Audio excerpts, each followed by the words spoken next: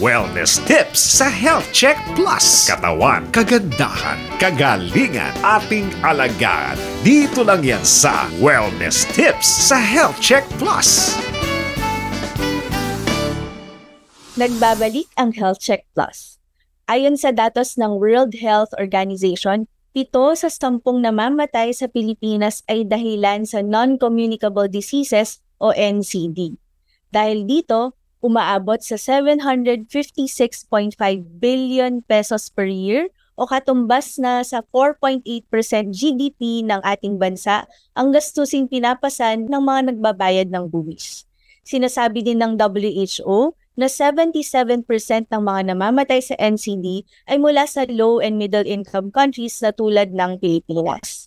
Magandang araw po, Dr. Leachon. Bumati po muna tayo sa ating mga taga-subaybay sa radio, digital TV at sa Health Check Plus social media platforms, YouTube and Facebook. Magandang araw po sa inyong lahat at sa mga nakikinig po, magandang araw po sa inyong lahat. Ayan. Sige, Dr. Tony, simulan na po natin ang pagkukwentuhan. So, Dr. Tony, ano po ba ang mga sinasabing non-communicable diseases o NCD? At ano po ba ang mga sakit na ito? Teacher Ellie at sa mga nakikinig, pag sinabi po natin non-communicable diseases, ay mga sakit pong hindi nakakahawa. Yan po ay sakit na tinatawag po natin sa ngayon ay lifestyle diseases. At yan ay dulot po ng mga bisyo katulad ng pagsisigarilyo, pag-inom ng alak, pagkain na hindi maganda, na mga unhealthy food, mga junk food, maalat na pagkain, matatamis, physical inactivity, o hindi paggalaw or upo ng upo, at saka obesity. Ang mga sakit na yan, base sa datos po ng Philippine Statistics Authority nitong Mayo ngayong taon, ang mga top killers of the country ay binanggit na nga na 7 out of the top 10. At ito ang mga sumusunod. Number 1 ay atake sa puso or myocardial infarction or coronary artery disease. Pangalawa ay cancer. Napakataas so ngayon ng cancer. Nakakagulat po na nag-number 2 ho siya. Number 3 ay stroke. Marami kasi sa ating mga kababayan ang may hypertension. Number 4, ito ay nakakagulat din, diabetes mellitus or type 2 diabetes. Sa dahilan na marami po sa ating mga kababayan ang mga nagdadialysis. At yan ay hindi maganda kasi yung kalidad ng buhay natin at ang gastos dahil sa dialysis ay hindi maganda. Panglima ay COPD or chronic obstructive pulmonary disease. Ito po ay emphysema or bronchitis. Yung mga pasyente pong ubo ng ubo, hinihingal, madaling mapagod. At ang pang-anim po ay hypertension na marami ring sinisira sa ating katawan maliban sa stroke. Pwede ring lumaki ang puso mo, pwede tayong mag-aneurysm, at marami pang iba. And number 7 ay mga kidney diseases na again, pwede rin natin may hanay din po siya sa mga non-communicable diseases kasi usually yung kidney disease ay nasisira yan sa pagkain ng maalat or nagkakaroon ka ng bato. At yung mga susunod na ay hindi na non-communicable. Yan ay mga pneumonia, tuberculosis, tsaka HIV. No? Yun ang mga sakit, no? Na hindi man nakakamatay ng kasing grabe non-communicable pero pahihirapan ka pa rin. So yan yung mga tinatawag na non-communicable disease or lifestyle disease. Actually, siya yung pangatlong epidemic sa ngayon, di ba? Meron tayong dating Spanish flu pandemic 100 years ago. Then nagkaroon ng COVID. ito ngayon ang silent epidemic, yung non-communicable disease. Hindi nakakatakot kumpara sa COVID kasi dagli ang namamatay o nagkakasakit. Pero ito'y napakarami rin. Um, yung datos nga pala, nabanggit ko kanina, na 7 out of the top 10 killers, ang namamatay nga pala 500,000 a year or 1,500 a day.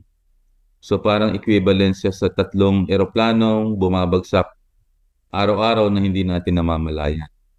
At yan nakakagulat na datos. At talagang nababahala ang maraming tao tungkol dito.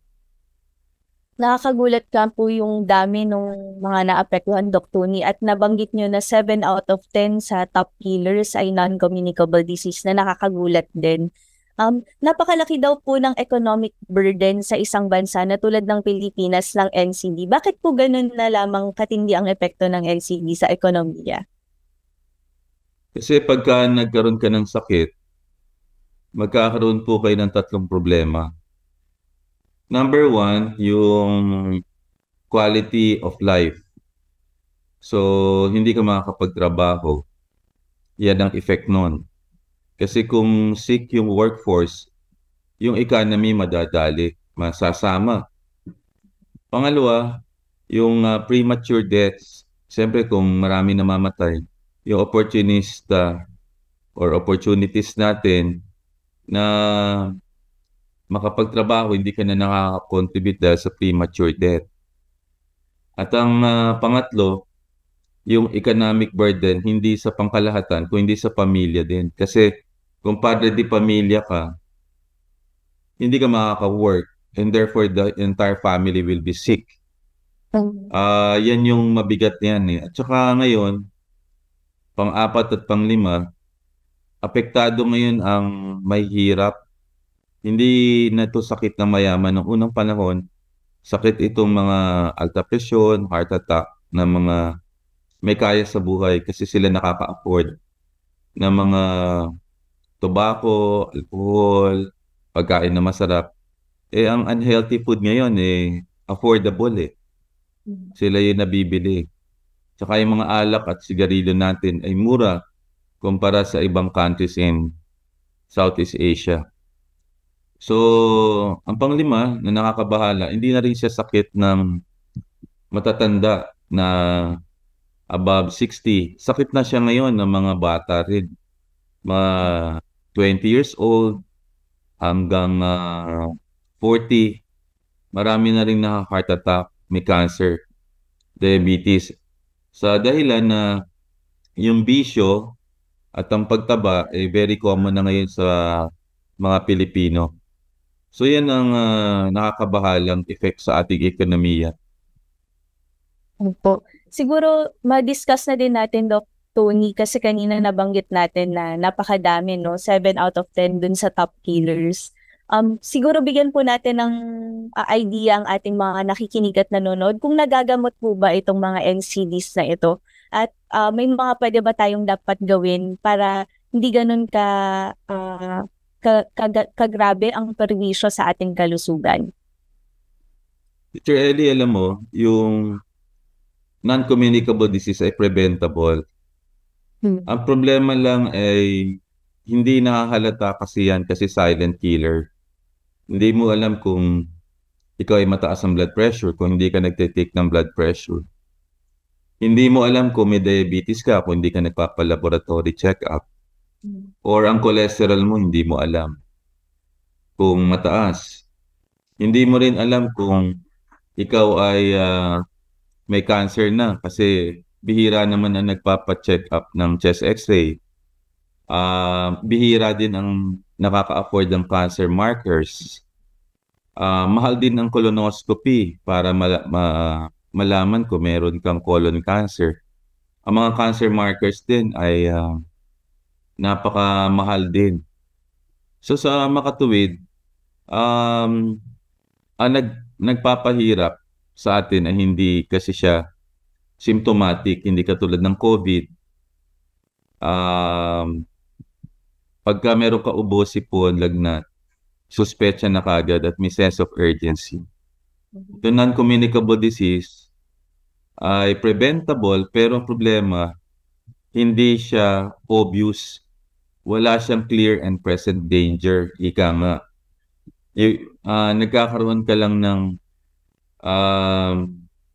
urgency pagka ikaw ay malala na. Yun ang masakit kasi mas mahal kasi yun at mahuhospital ka. So, most people would go to the emergency room kung meron ng heart attack or na stroke or ang cancer stage 4 or advanced cancer na or nagdadialysis yung iba. Hindi nila alam mataas na pala yung sugar, mataas ang creatinine. Pero highly preventable siya. So therefore, ang challenge for each one of us, ano ang plan of action kung paano natin mapiprevent siya? Before po tayo pumunta sa kung paano natin ma-prevent, Doc Tony, siguro bigyan natin ng idea din yung mga nakikinig at nanonood dahil sabi nga po ninyo ay hindi ito symptomatic o walang obvious na signs. Ano po ba yung mga risk factors na meron sa NCD para po kung meron man sila nito or ginagawa nila itong mga to ay maiwasan nila? Magandang katanungan yun kasi several years ago, siguro after World War II, maraming researchers sa Amerika ang nagtanong kung sino yung mga pasyenteng madaling magkaroon ng non-communicable diseases. Kasi nagugulat na lang sila eh. So ang ginawa nila sa isang pag-aaral, Framingham Heart Study, inaral yung mga 300,000 na mga hospital records, death certificates, at nakita nila doon yung mga risk factors or sino yung may mga senyales na pwede sila magkaroon ng heart disease. At ito yung findings sila. Nahati mo na yan sa modifiable saka non-modifiable. Yung non-modifiable muna. Yung non-modifiable, yung hindi mo na mababago. Ang una dyan, genetics. Kung namana mo, or meron kang family history ng sakit sa puso, cancer, diabetes. Pangalawa ay kung may edad na. Ibig sabihin, sakit kasi siya ng pag-edad eh. At ang pangatlo, gender. Dati, or even hanggang ngayon, though may slight na difference, mas maraming meron karamdaman sa lalaki kumpara sa babae. Sa kadahilanan, ang mga lalaki ay mas mataas yung prevalence na mga naninigarilyo at umiinom ng alak. Plus, they say na dahil sa traditional age before, ang lalaki ang breadwinner. So the stress is actually carried or yung burden ay nakikarry ng padre de pamilya. Though alam naman natin in the modern world, maaring hindi na rin gano'n kasi marami na rin working mothers. At marami na rin babae ang naninigarilyo at umiinom ng alak. So these are things na brought about by the change eh. Pag sinabi naman nating modifiable risk factors, ito yung pag tinigil mo, mababawasan yung probability of dying. So, una dyan ay sigarilyo. Pangalawa, pag-inom ng alak. Pangatlo, yung healthy diet. Baguhin mo yung diet mo. Mag-exercise ka. Yung stress, mabawasan mo. Yung pagiging upo ng upo. Ngayon kasi ang pag-upo, ang tawag dyan sitting disease. And they say that sitting is the new smoking sa panahon ngayon. Because nabago na rin ang landscape eh. Before the 1980s, lahat halos naglalakad nun eh. But because of technology, nauso email, nauso ang social media, nauso ang smartphones, lahat nakatutok at nakaupo. So, ang tendency mo ngayon ay hindi gumalaw and therefore dun dumami ngayon yung nagkakasakit related to the sitting process. So, yan yung mga risk factors.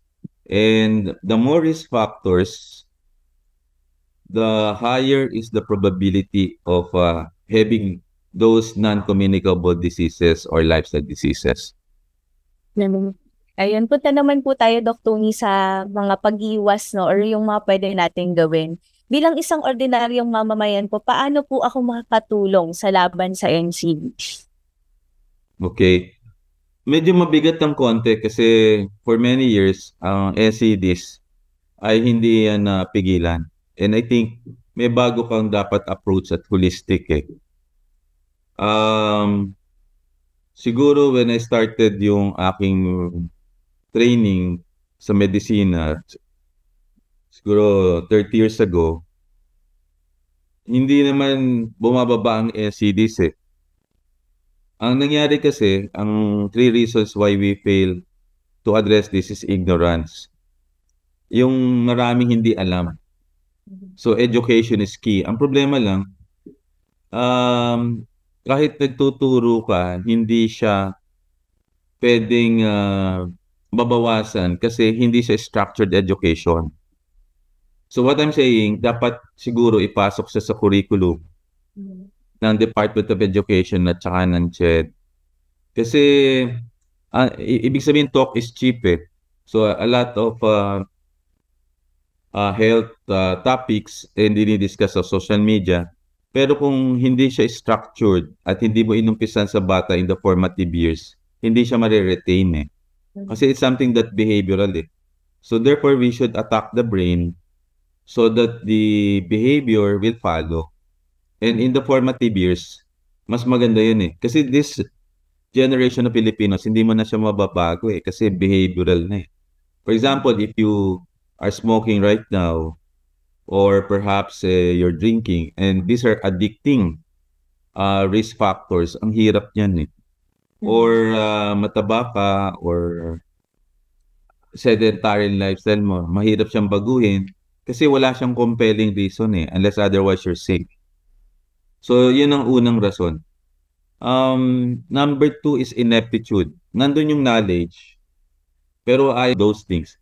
Pero pag dating mo ng certain age, or kung nagkakasakit na, doon mo lang maiisip to change So what if meron ka plan of action not only when you are sick or with risk factors, but those from normal, no? At magkaroon ka ng habits Kasi yun ang nagiging problema. So kung wala kang plan of action personally or naranasan, or even at the community base or school base or workplace base, mahihirapan sabog siya kasi wala siyang roadmap Wala siyang roadmap So dapat meron nun, dapat klaro yun kung anong gusto natin. Then if you cannot do that nationally, since leaders would come and go, and every leader of this country or every cabinet secretary, kanya-kanya silang agenda wala siyang continuity. Samantalang ang curriculum, may continuity of action yan pag nandun na sa template yan. Everybody that would enter the school, matututo doon. So, kahit na sinong presidenteng darating or secretaryeng darating, but when it is inserted into the curriculum, everybody will learn. And the environment na lang will take over outside of the school, whether hindi. Pero mas malaking bagay when in the formative years, alam mo na or hindi And I think that's the number 1 solution. Education is key. So, dapat siya magkaroon ng ma-intertwine ang health into the different agencies of the government. Hindi lang siya problema sa education, problema din siya sa workplace, so therefore the Department of Labor. The DILG should carry on the process. Kasi how can you exercise when you don't have walk lanes or bike lanes? So, ano yan essential kasi siya. So, how can you eat when all around you may hamburger joints and all in the building, in in the schools kung hindi isasama din siya, no? And then the DOST or the National Nutrition Council, the DPWH, dapat kasama rin siya doon sa thinking process that they should be able to create infrastructure for exercise and security and safety. So how can you jog when it's not safe in the community? So in other countries na napuntahan natin, and I'm sure a lot of televiewers and those na nanonood sa social media accounts would attest na sarap puntahan ng mga lugar na yan because magandang transport system nila at maganda ang kanilang mga infrastructure. So I think those are things na nabanggit ko. Just to summarize 3 things. Education is key. Addressing ineptitude by guidelines. Kailangan lagyan mo ng batas eh. Nyari, bawal manigarilyo dito. Bawal ang ganito. Dapat merong ganun. May calorie counter ka, labeling. At ang pangatlo, dapat meron kang plan of action. May plan na de vida, may plan for life. At kung walang plan of life na a-adapt ng bawat Pilipino, then I don't think it will be successful. Ayan, so ang dami po nating napag-usapan ngayon mula sa pagiging top 7 killer ng NCDs hanggang po dun sa pwede nating gawin, no? So ipapasok sa curriculum, i-address ang mga pasaway at magkaroon ng plan of action. Maraming salamat po muli, Dr. Tony Liachon. Sana po ay huwag kayong magsawa sa pagbisita dito sa amin sa Health Check Plus. Maraming salamat din, Teacher Ellie, at magandang araw po sa inyo lahat. Hanggang sa susunod na linggo, ako po si Teacher Ellie Campos Banayat, kasama si Attorney Mimi Campos Banayat dito sa Health Check Plus. Tandaan, ating pangalagaan ang ating kalusugan sapagkat ang kalusugan ay ating kayamanan. At huwag kalimutan batiin araw-araw ang ating minamahal. Be kind, be safe, and stay healthy. Patuloy nating sundin ang mga health protocols, lalong-lalo na ang hand washing para sa kaligtasan natin, ng ating pamilya at ng komunidad. Ang Health Check Plus ay production ng Vital PH Science Incorporated kasama ang Manila Broadcasting Corporation. Mapapanood po ninyo ang iba pang video on health, wellness, and beauty sa YouTube channel ng Health Check Plus at www.youtube.com/c/healthcheckplusph.